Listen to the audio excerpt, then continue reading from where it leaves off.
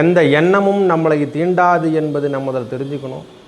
எல்லாமே நாம் ஏற்படுத்தக்கூடிய விளைவுகள் தான் பிற்காலத்தில் செய் வினை என்று சொல்லக்கூடிய அமைப்பை ஏற்படுத்துது.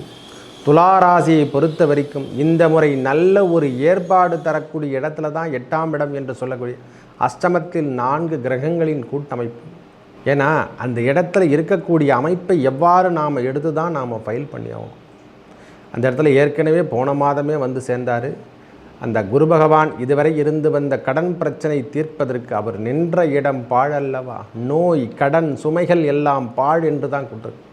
அந்தணன் தனித்து நின்ற இடம் பாழ் என்று தான் கொடுத்துருக்காங்க. தயவு செய்து சில விஷயங்களை நாம் தெளிவாக எடுத்துக்கணும்.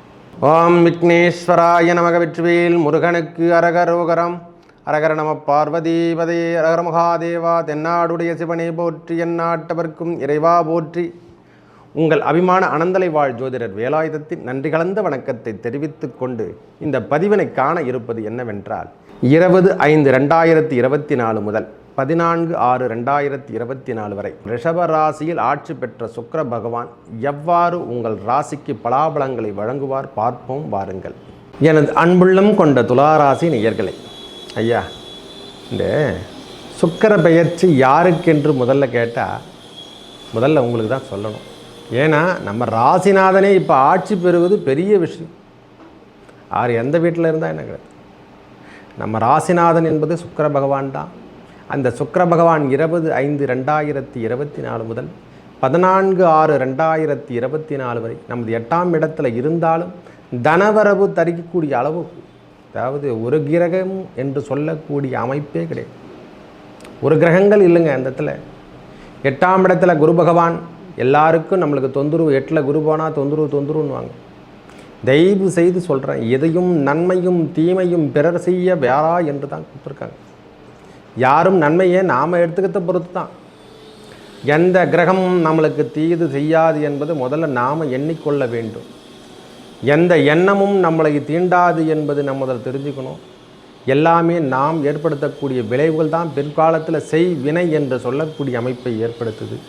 துளாராசியை பொறுத்த வரைக்கும் இந்த முறை நல்ல ஒரு ஏற்பாடு தரக்கூடிய இடத்துல தான் 8ஆம் இடம் என்று சொல்லக்கூடிய அஷ்டமத்தில் 4 கிரகங்களின் கூட்டமைப்பு. புதன், சூரியன், குரு மற்றும் ஆட்சி பெற்ற சுக்கிர பகவான். ஏன்னா அந்த இடத்துல இருக்கக்கூடிய அமைப்பை எவ்வாறு நாம் எடுத்து தான் நாம் ஃபைல் பண்ணி ஆகணும். அந்த இடத்துல ஏற்கனவே போன மாதமே வந்து சேர்ந்தார். அந்த குரு பகவான் இதுவரை இருந்து வந்த கடன் பிரச்சனை தீர்ப்பதற்கு அவர் நின்ற இடம் பாழல்லவா. நோய் கடன் சுமைகள் எல்லாம் பாழ் என்று தான் கொடுத்துருக்கு.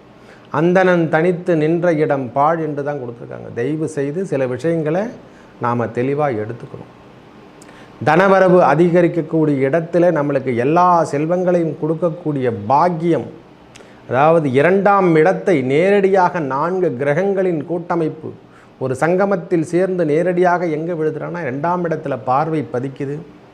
இதுவரை இல்லாத செல்வங்கள் சுமைகள் என்று சொல்லக்கூடிய, அதாவது இதுவரை ஒருவர் தான் உங்களுக்கு தூக்கினார் இறைவன், இப்பொழுது 3 பேரும் சேர்ந்து தூக்கி நம்மளுடைய பாதைகளை வகுன்னும். அதாவது நம்ம பாதையே நீங்கள் வெறும் கோடு மட்டும்தான் போட்டிருக்காங்க, இப்போ ரோடே போட்டு பைபாஸ் ரோடு நம்மளுக்கு போகுது. வண்டி வாகனங்கள் சேர்க்கை பெறக்கூடிய காலம் இதோ உருவாகி விட்டது என்று தான் சொல்லுவேன். ஐயா, வண்டி வாகனம் இல்லையா, வாங்க போகிறீங்க, இந்த பாக்கியம் எல்லாம் கிட்டுதுங்க.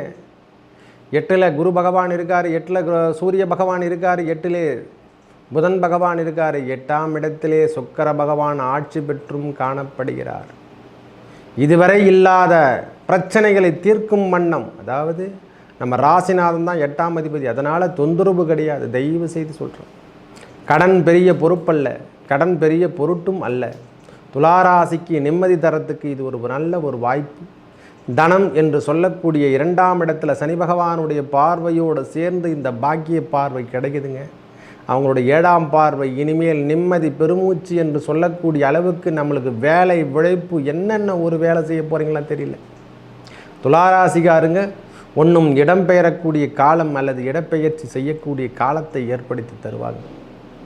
நல்ல அமைப்பு என்றால் இந்த 26 நாட்கள் மிகவும் அதாவது அப்படியே தேன் ஒழுக சொல்லலாம். ஒரே பால் பழம் விழுந்துட்டு அது பால் நம் வாயில் விழுந்த கதை தாங்க இந்த 26 நாட்களும்.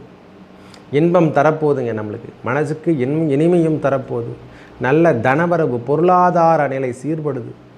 வேலை அமைப்பில் இருந்து வந்த பிரச்சனைகள் அகலப்போகுது. முதல்ல வேலை அமைப்பில் இருந்து வந்த பிரச்சனை, குடும்பத்தில் ஏற்பட்ட பிரச்சனைக்கு ஒரு முற்றுப்புள்ளி என்று சொல்லக்கூடிய அமைப்புங்க. முதல்ல குடும்பம்தான் முக்கியம். ஒரு மனுஷனுக்கு குடும்பம் சரியாக இருக்க பெற்றால் வேலை அமைப்பெல்லாம் வெளியில் நம்ம எவ்வளோ ஒன்றா ஃப்ரீயாக டஃப் கொடுத்தா கூட நம்ம செஞ்சுட்டு வந்துடலாம். ரொம்ப கடினமான ஒர்க்கு கூட இருக்கட்டுங்க. ஆனால் குடும்பம் என்பது சரியாக இல்லை என்றால் நாம் எந்த வேலையும் செய்ய முடியாது. ஆரம்பமே நம்மளுக்கு குடும்பம் தான். அதனால தான் 2ஆம் இடத்தை குடும்பம் என்று சொன்னாங்க. 2 தனம், வாக்கு, குடும்பம். நம்ம சொல்கின்ற சொல் அனைத்துமே இறைவன் கொடுத்த பெரிய வரப்பிரசாதம். கண்ணாகட்டும், வாயாகட்டும், மூச்சாகட்டும். அந்த 2 மூச்சு போச்சுன்னா இல்லைன்னு சொல்கிறோம் இல்லை, அந்த எல்லாம் 2லேயே வைத்துள்ளான். நாம் செய்கின்ற வேலைகள் அனைத்தும், உண்ணுகின்ற உணவு முதல் கொண்டு 2ஆம் இடத்தை கொடுத்துருக்காங்க. நாம் மூச்சு காற்று இழுக்கிறதும் 2ஆம் இடத்துல தான் இழுக்கிறோம்.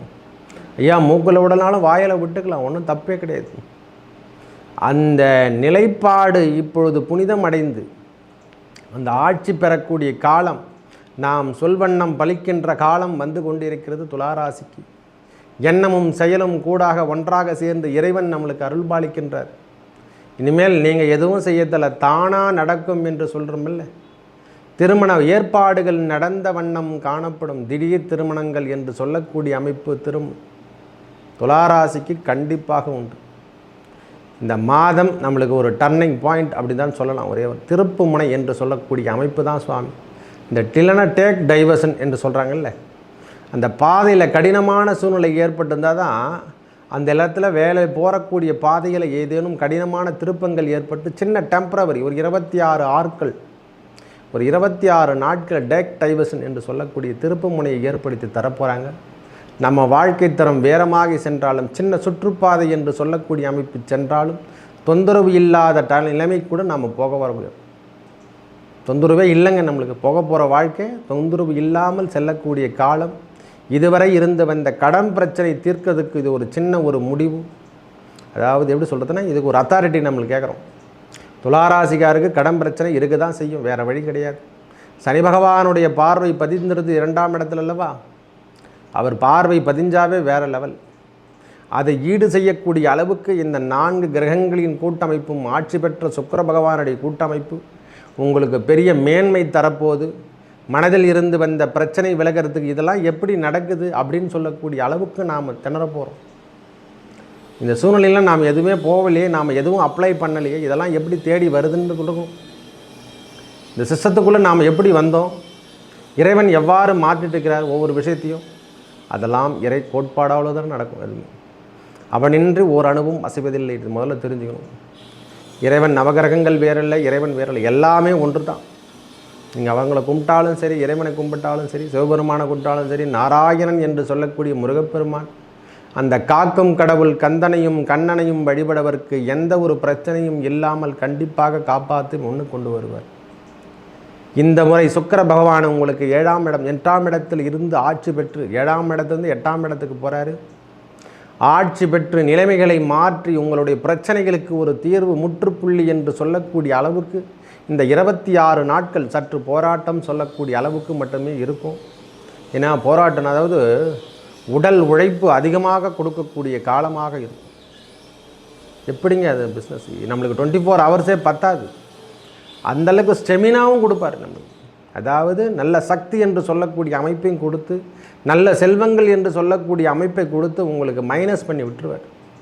பிரச்சனையிலேருந்து வெளிவரத்துக்கு என்னென்ன உத்தியோகம், என்னக்கூடிய அடிப்படை என்று சொல்லக்கூடிய அமைப்பில் ஏற்படுத்தி தரக்கூடிய காலம் இந்த காலம். இந்த 26 நாட்கள் சுக்கிர பகவான் 20/5/2024 முதல் நம்மளுக்கு அந்த 14/6/2024 வரைக்கும் ஆட்சி பெற்று நின்று, நம்ம ராசிநாதன் தாங்க அவர், வேறு யாரும் இல்லை. 8ஆம் இடத்துல 8க்கு அதிபதி அவர் தான், நான் இல்லைன்னே சொல்லலை. 8குடையவன் அவர் தான், நான் இல்லைன்னு சொல்லலை. நம்ம ராசிநாதனே என்பதால் நம்ம வீட்டை நாம் ஒன்றும் இடிக்க போகிறதில்லை. தான் செய்கின்ற தவறுக்கெல்லாம் நாம் தருந்தணும் அவசியம் இல்லை. இறைவன் கொடுக்கின்றான், எல்லாத்தையும் கொடுக்க போகிறாருங்க. செல்வங்கள் கொடுக்க போகிறாரு. வேலை அமைப்பு அதிகப்படுது, வேலை பளு அதிகரிக்கக்கூடிய காலமாக இந்த காலம் அமையும். வேறு ஒன்றுமே கிடையாது ஐயா. வேலை சுமை கண்டிப்பாக இருக்கும். நிரந்தர தீர்வு, திடீர் வருமானங்கள், இதெல்லாம் எப்படி வருதுன்னே தெரியாமல் நாம் மூச்சுட்ருப்போம். திடீர் அதிர்ஷ்டம் என்று சொல்லக்கூடிய அளவுக்கு நம்மளுக்கு இன்பத்தை தரப்போகிறார். இறைவன் எல்லாத்தையும் கொடுக்க தான் போகிறாருங்க. நன்மையை எடுத்துக்கங்க, தயவு செய்து எல்லாத்தையும் நன்மை தரக்கூடிய இடத்துக்காக எடுத்துக்கொள்ள வேண்டும். ஏன்னா சுபத்துவம் வாய்ந்த கிரகங்களோடு சேர்ந்து பகவான் அமர்ந்தும் போது, குருவோடு சேர்ந்த சுக்கிரன் அமைய பெறும் பொழுதெல்லாம் அதெல்லாம் வேற பாக்கியம். மனதிற்கு ஏற்பட்ட துன்பங்கள் விலகப் போகுதுங்க. துன்ப நினைவுகள்லாம் இனிமேல் வராதுங்க. சாமியார் சொன்னாருங்க, இந்த ஜோசிகார் சொன்னாருங்க அப்படின்னு சொல்லக்கூடிய வார்த்தை வரணும். சொல்கிறதெல்லாம் பரவாயில்ல, இந்த கோச்சார ரீதியாக வரக்கூடிய பலாபலங்கள் ஆமாங்க கண்டிப்பாக உண்டு. வெயிலின் தாக்கம் அதிகமாக தானே இருக்குது. அதுதானே ஏசிலாம் போடுறோம், ஃப்ரிட்ஜு வாங்கி வைக்கிறோம், கூலிங்காக சாப்பிட்ணுன்னு சொல்லிட்டு சொல்கிறோம் இல்லை. இந்த நிகழ்வுகள்லாம் எப்படி, அதே வெயிலை கொடுத்த இறைவன் தான் இந்த இயற்கை சார்ந்த விஷயத்தையும் மாறாக அமைச்சிருக்கார். அந்த உலகத்தில் அப்போதைக்கு கிடையாது. 2000 வருஷத்துக்கு முன்னே, 1999க்கு முன்னெலாம் ஏசி ஃப்ரிட்ஜெல்லாம் பெரிய விஷயம். மனதிற்கு ஏற்படக்கூடிய பாதுகாப்பு அகரனாக மாறக்கூடிய காலமாக வந்துடுச்சு. நாம் இயற்கைக்கு உட்பட்டு வாழணும். தயவு செய்து சொல்கிறோம், சில நேரத்தில் நான் இதை சொல்லக்கூடிய கருத்துக்களை சொல்லி தான் தீரணும். இயற்கைக்கு மாறாக எந்த வேலை செய்தாலும், கடனோ கடன் சார்ந்த விஷயங்களோ நம்ம தகுதிக்கேற்ப மீதி வேலைகள் செய்யும் பொழுதெல்லாம் நாம் தலைகுனிய வேண்டிய காலமாக இருந்தது. இனிமேல் அந்த தொந்தரவிலிருந்து நாம் விலக தான் போகிறோம். படிப்படியாக முன்னேற்றம் தரக்கூடிய பாதைக்கு அடித்து செல்லுவோம். கடன் வாங்கக்கூடாது என்ற கொள்கைக்கு நாம் வரக்கூடிய காலம் இந்த துளாராசிக்கு இது ஒரு பெரிய மேன்மை தரக்கூடிய காலம். ஐயா, பெரிய நல்ல நிகழ்வுகள் நடந்தாலும் பரவாயில்லை, கெட்டதில் நடக்காமல் இருக்கிறது பெரிய விஷயம் அல்லவா? கெடுதலான விஷயங்கள் நம் வாழ்வில் வராமல் இருப்பது பெரிய விஷயம் சொல்லக்கூடாதா? அதுவே பெரிய விஷயம்தான். இது நடக்கிறதும் அதே தான். இனிமேல் கடனோ கடன் சார்ந்த விஷயங்களோ நாம் தலையிட தெரிய மாட்டோம். அந்த பிரச்சனையிலேருந்து வெளிவரத்துக்கான எதனா ஐடியா இருந்தால் அதை நோட் பண்ணி நாம் அதிலேருந்து வெளியே வந்துடுவோம். நல்ல பொருளாதார வளர்ச்சி இந்த நாட்களில் கண்டிப்பாக காணப்படும். பிரிவினை என்று சொல்லக்கூடிய அமைப்பில் இருந்து வந்த உறவுகள் எல்லாம் ஒன்று சேரக்கூடிய காலம், நல்ல கூட்டமைப்பு என்று சொல்லக்கூடிய காலம். அதாவது பெரியவங்கள் மட்டும் கொஞ்சம் பார்த்து கொள்ளணும். நம்ம வீட்டில் முதியவர்கள் இருந்தால் அவருடைய உடல்நிலையில் சற்று கவனங்கள் தேவை. மற்றபடி எந்த ஒரு தொந்தரவும் உங்கள் வாழ்வில் நேராது. பொருளாதார வளர்ச்சி சரியாக இருக்கும் சுவாமி, நன்றாக இருக்கும் என்பதை உறுதிப்படுத்துங்க. திடீர் அதிர்ஷ்டம் என்று சொல்லக்கூடிய நாட்களில், இந்த 26 நாட்களில் ஏதேனும் ஒன்று கண்டிப்பாக நடந்து நம்ம பொருளாதார வளர்ச்சியில் ஏற்பட்ட, அதாவது பிரச்சனையிலிருந்து நாம் வெளிவரத்துக்கு எதனா ஒரு முற்றுப்புள்ளி இறைவனே வகுத்து வைப்பார். அதாவது இன்றைய நாள் பொழுது தாண்டிட்டாவே வைக்கிற இடம்லாம், கால் வைக்கிற இடம்லாம் கண்ணீடியாக இருக்கும்போது, நாம் வைக்காத இடமா பார்த்து நம்மளுக்கு மேலே ஃப்ளைட் போடு அப்படின்னு சொல்கிற மாதிரி ஒரு ரோடு ஒன்று மேலே போட்டு விட்டால் எப்படி இருக்கும்? அதே பிரச்சனை தான். அந்த நாட்கள் 26 நாட்கள் நாம் தாண்டி வரக்கூடிய காலமாக இருக்க போகுது. இந்த கரையிலேருந்து அக்கரைக்கு வெள்ளம் வராமல் நாம் பாதுகாத்து படகுல போகிற கணக்கு தான் இந்த 26 நாட்கள். நல்ல நிகழ்வுகள், நல்ல செல்வங்கள், வங்கியில் சேர்ந்து வந்த கேட்டிருந்த வங்கியில் லோன் கேட்டிருந்தனா அதெல்லாம் சேங்ஷன் ஆகக்கூடிய காலம். பாதையில் புதிய முன்னேற்றம், புதிய பாதை வகுக்கின்ற காலமாக அமைய போதுங்க. துளாராசிக்கு இனிமேல் இனிமையான நினைவுகள் தான். இனிமேல் சுக்கிர பகவான் ஆட்சி பெற்று நிற்கிறதுக்கும் உங்களுடைய பிரச்சனைகள் தீர்க்கிறதுக்கும் இது ஒரு பொன்னான காலம் என்று தான் எடுத்துக்கணும். அதாவது 4 கிரகங்களின் சங்கமம் பெரிய முன்னேற்றத்தை கொடுக்க தான் போகுது. ஐயா, ஒருத்தர் 50 கிலோ தான் தூக்க முடியும், ஒருத்தர் 50 கிலோ தான் தூக்க முடியும், இன்னொருத்தர் 50 கிலோ தூக்கலாம், இன்னொருத்தர் 50 கிலோ, நம்மளுக்கு 200 கிலோவை தூக்குற அளவுக்கு சக்தி கொடுத்துருக்கான். இப்போ எதையும் முறியடிக்கும் தன்மை, எதையும் தாண்டக்கூடிய அளவுக்கு இன்பத்தை கொடுக்க போகிறான். நல்ல நிகழ்வுகள், மேலும் நல்லதெல்லாம் நடக்க இறைவன் அந்த காக்கும் கடவுள் கந்த பெருமானை வணங்க உங்கள் வாழ்வில் ஏற்பட்ட அந்த பழனி முருகப்பெருமானை வணங்கி வர, சிறுவாபுரி முருகனை வழிபட உங்கள் வாழ்வில் ஏற்பட்ட துன்பங்கள் விலகி நல்லதே நடக்கும். நன்றி, வணக்கம்.